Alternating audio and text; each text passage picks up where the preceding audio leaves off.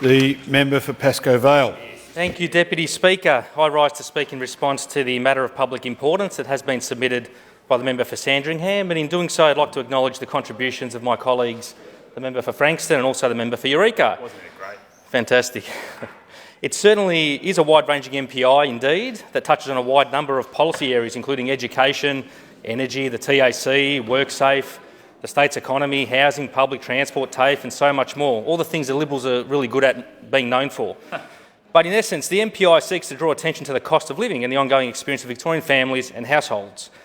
But along with being fundamentally and extremely misleading in terms of the real action the Andrews Labor government has been taking to respond to all of these various and other challenges and opportunities, it is also an MPI with an extremely short memory that fails to acknowledge the absolute incompetence of the former Abbott, Turnbull, Morrison Liberal governments and the active role they played in fuelling many of the economic and policy challenges our nation is now confronting. It is also an MPI that totally overlooks the role of the previous Napthine, Baillieu and Kennett Liberal state governments played in totally neglecting and treating with absolute contempt the very policy issues that are specified in this MPI. Frankly, Speaker, this is a motion that has been written in an alternative reality. I actually feel like Marty McFly when in Back to the Future 2, he inadvertently flew his DeLorean into an alternative reality where Biff Tannen had suddenly found his moral compass by replacing the humble Hill Valley Library with the Hill Valley Casino, Biff's Paradise Casino. Because whether it's the times we can all vividly recall by so many distinguished Liberals, Alan Stockdale when he announced record investments into expanding public education and building new schools all over the state, or Barnaby Joyce when he stood up to commit to renewable energy and to combat climate change, or Jeff Kennett when he announced Victoria will be expanding the SEC to help keep profits onshore and keep energy prices down for Victorians. All the time Michaelia Cash flew down to Victoria to say that a Liberal government will be supporting workers through a better WorkSafe and a better work cover scheme. All the time Stuart Robert announced the Liberal government will help mums and dads with things like free kinder or free TAFE. Robo what? All the time Josh Frydenberg stood up to fight for increasing compulsory superannuation to 12% and to protect super for what it was actually designed to do, for retirement. Or how about the time Scott Morrison took a stand to fight for the NDIS or paid parental leave and to build more social and affordable housing for Victoria? Or what about the time the Minister for Women, the Liberal Minister for Women, Tony Abbott, true story, was in Melbourne for International Women's Day to announce major commitments around women's health and wellbeing, including the rollout of free tampons in schools? Or how about the time each of the Liberal Party Prime Ministers for New South Wales came down to Victoria? Point of order, the member for Eildon. I know the member on his feet is particularly animated, but the MPI, although is broad-ranging, is about Victoria, not about the federal parliament and the attacking the federal Liberal government. And I ask you to bring the member back to the MPI that's before him. This has been a very wide-ranging debate and for a very detailed. If the member can come back to the MPI at hand and continue. Thank you, Deputy Speaker. There is a lot to remember of what the Liberal parties have done to this state nationally and locally, so forgive me for referring to some notes to remind me of those failures. Like the time when the Liberal Prime Ministers from New South Wales all came down to announce major commitments towards the suburban rail loop or to help us remove dangerous level crossings. All the time Joe Hockey as Treasurer, he stood with workers in the Northwest to support the workers of Ford, Toyota and Holden to back manufacturing jobs in the Northwest. Do you remember that? I remember, yeah. All the time Jeff Kennett talking about a state level, about the time Jeff Kennett actually stood in the northern suburbs to open more TAFEs, to protect TAFEs. You know, all the time, last but not least, that Peter Dutton came down to Melbourne for dinner in the CBD and he stood in solidarity with the African community and the multicultural communities to back in our multicultural communities. To be honest, Speaker, I don't know if it's just me. Point of order, member from Eildon. Counselled the member on his feet already asked him to come back to the bill before him, even though it's wide-ranging, and he strayed very much again. There is quite a lot in this detailed member of public importance, and the member to continue. There's no point. Look, to be honest, Deputy Speaker, I don't know if it's just me, but just like Marty McFly, you know, and a number of times that he lost count of Biff Tannen, you know, and the great things that Biff Tannen did for Hill Valley, I reckon this motion should just make like a tree and get out of here. But But, you know, the reality is Liberals have never said or announced any of these things. That's the truth. And they never will. They'll never change. In the context of that, Speaker, let me turn now to the substance. Let me turn to the substance of this motion from the member for Sandringham. Firstly, the motion talks about public education and investment and cost of public education.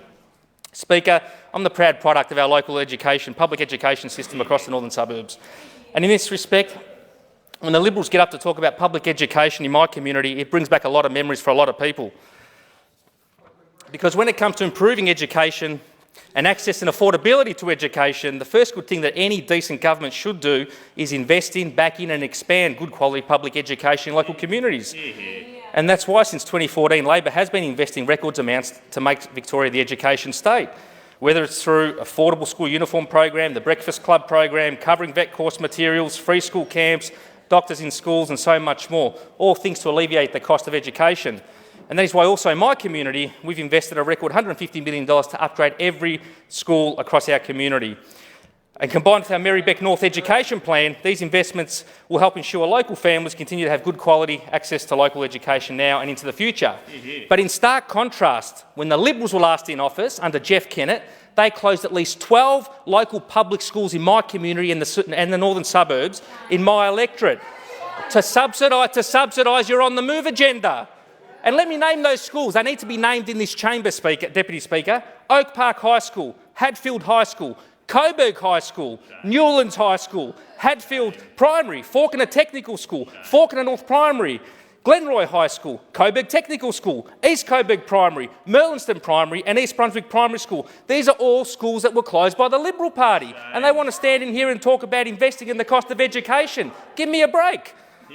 You know, the very concerning thing is as well that it's not just historic decisions by the Liberal Party, it's current decisions as well by the current Liberal Party, because before the last election they actually announced with the member for Croydon that they would commit to deliver a Merri-Bek North education plan for my community that would really, when you look at the detail of it, in the Liberal tradition, continue to undermine and compromise local educational opportunities and outcomes.